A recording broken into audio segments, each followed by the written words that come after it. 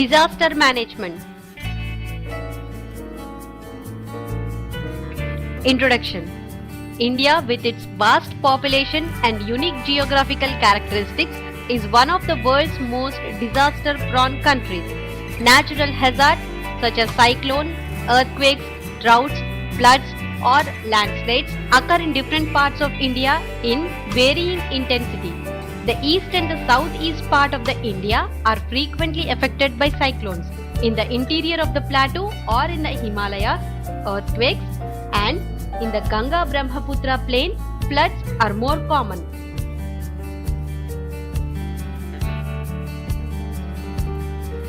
Rajasthan and Rayalaseema often experience several droughts, as do other areas in South India. This means that we all are vulnerable in different degrees to these hazards. People living in any area may be vulnerable to more than one hazard. People residing in coastal area may face floods and cyclones frequently. While being located in an earthquake zone, such an area is called multi-hazard zone.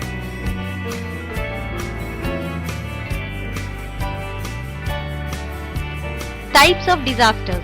Disasters can be categorized into various types based on the speed and origin cause.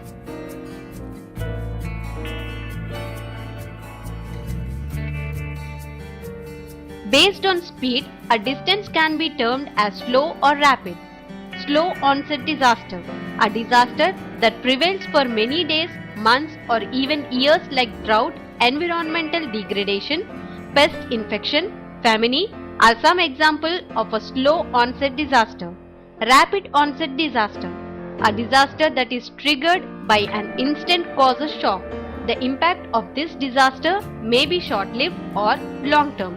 Earthquake, cyclone, flash floods, volcanic eruptions are some examples of rapid onset disasters.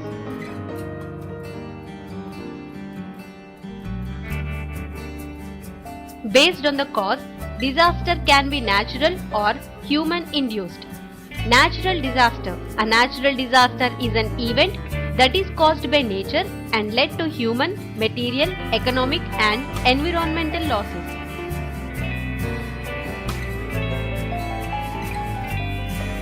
The types of natural disasters: earthquakes, cyclones, floods,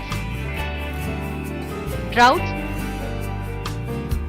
tsunamis, landslides, volcanoes, etc.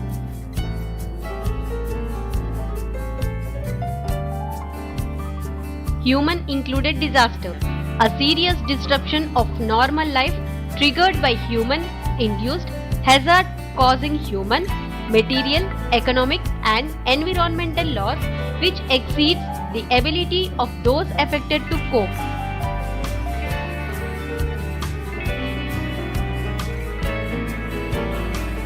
What is disaster management? Disaster management covers the range of activities designed to maintain control over disaster or emergency situations and to provide a framework for helping people to avoid, reduce the effect of, or recover from impact of a disaster. These activities may be related to preparedness, mitigation, emergency response, relief, and recovery, and may be conducted before, during, or after a disaster.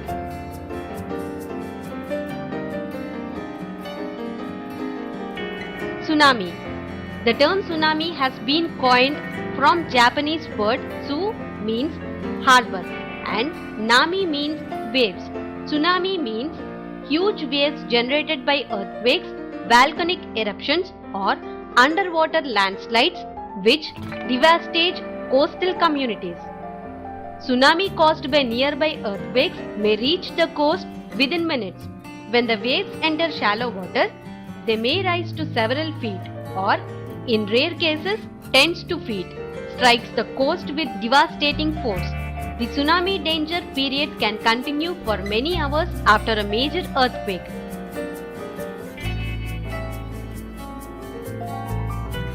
Detecting tsunamis. With the use of satellite technology, it is possible to provide nearly immediate warning of potentially tsunami-mimic earthquakes. Tsunami meters transmit warnings of bios on the sea surface which relay it to satellites.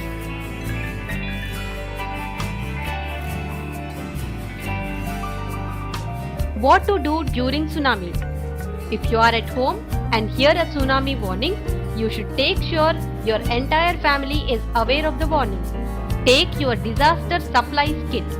If you evacuate, take your animals with you. If you are at the beach or near the ocean and you feel the earth shake, move immediately to higher ground. Do not wait for tsunami warning. Stay away from rivers and streams that lead to the ocean.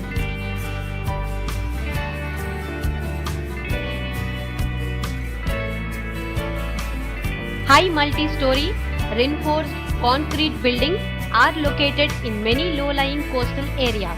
The upper floors of these buildings can provide a safe place. Offshore reefs and shallow areas may help breaking the forces of tsunami waves, but large, a dangerous wave can still be a threat to coastal residents in these areas. Staying away from low-lying coast area is the safest advice when there is a tsunami warning. Update yourself on emergency information or warning announced on radio and television from time to time.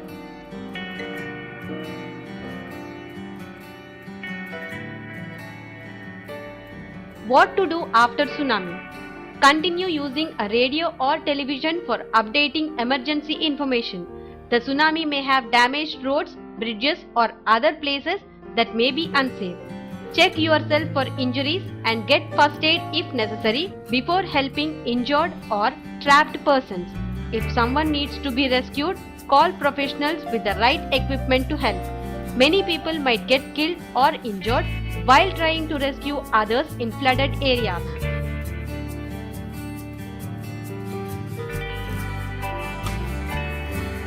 Help people who require special assistance. Infants, elderly people, those without transportation, large families who may need additional help in an emergency situation, people with disabilities. Avoid disastered areas. Your presence might hamper rescue and other emergency operations and put you at further risk from the residual effects of floods, such as contaminated water, crumbled roads, landslides, mud flows, and other hazards.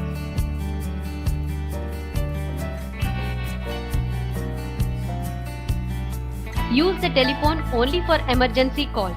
Telephone lines are frequently overwhelmed in disaster situations. They need to be cleared for emergency calls to get through. Stay out for a building if water remains around you. Tsunami water, like flood water, can undermine foundations, cause buildings to sink, floors to crack, or walls to collapse.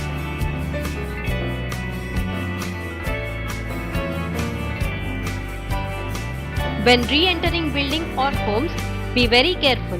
Tsunami-driven floodwater may have damaged buildings where you least expect it. Carefully watch every step you take. Wear long pants, a long-sleeved shirt, and sturdy shoes. The most common injury following a disaster is cut feet. Use battery-powered lanterns or flashlights when examining buildings. Battery-powered lights is the safest and easiest to use, and it does not present a fire hazard for the user, occupants, or buildings. Do not use candles.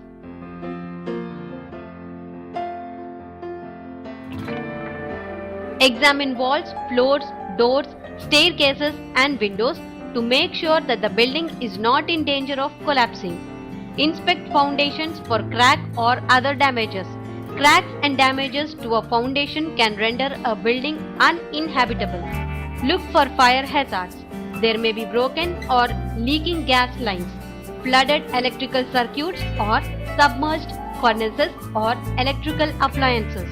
Flammable or explosive materials may have come from upstreams. Fire is the most frequent hazard following floods.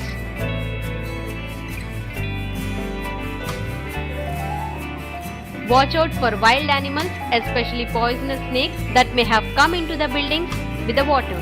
Use the stick to poke through debris. Tsunami flood water flushes snakes and animals out of their homes. Watch for loose plasters, dry walls, and ceilings that could fall. Open the windows and doors to help dry the building. Shovel out mud, before it solidifies.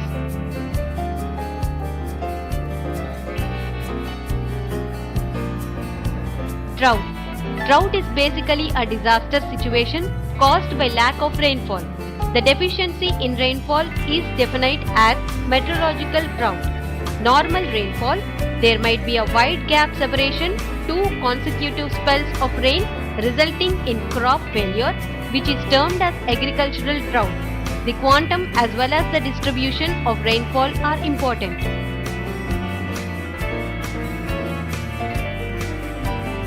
Excess or deficient rainfall is determined by the percent variation from the average rainfall. Excess plus 20% or more of the average rainfall. Normal plus 19% to minus 19% of the average rainfall. Deficient minus 20% to minus 59% of the average rainfall. Scanty minus 60% or less of the average rainfall.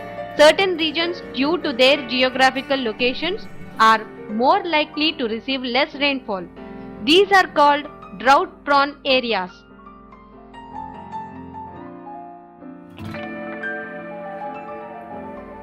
Impact of drought.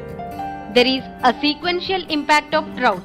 Scarcity of drinking water, fall in water table, decline in crop acreage, fall in employment in the agricultural sector due to slowdown of agricultural activity, fall in purchasing power of those engaged in agriculture, scarcity of food grains, scarcity of fodder, loss of cattle life.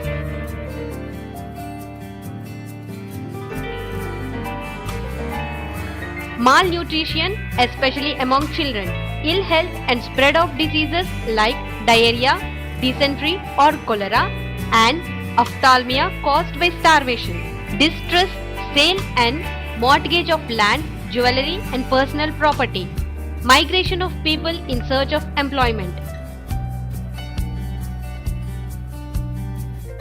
How to cope with drought? Unlike sudden disasters, drought being a slow onset disaster gives us ample time for preparedness, response and mitigation. Monitoring and early warnings enables timely action by decision makers at all levels. In areas that are normally affected by drought, government, non-government organizations, local officials and other key players have taken the initiative to bring in awareness on water conservation strategies, etc. Rainwater harvesting. In urban areas, all rainwater as it falls over roofs on houses should be harvested. The earliest thing is to divert it into soak pits for recharging the groundwater. The rainwater may also be stored in sumps, tanks which are built for this purpose. In certain places, with simple filtering, rainwater can be the best source of drinking water.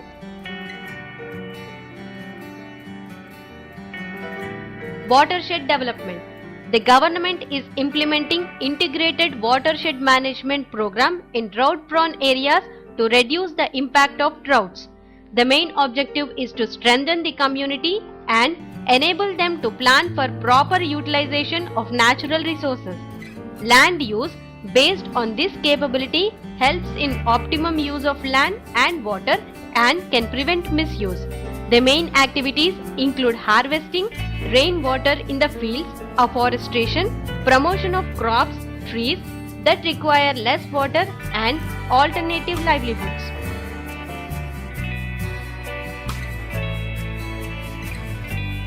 మా video గనుక మీకు నచ్చినట్లయితే like చేయండి, share చేయండి. ఇలాంటి మరిన్ని videos కోసం మా ఛానల్ని సబ్స్క్రైబ్ చేసుకోవడం మాత్రం మర్చిపోకండి. Thank you for watching.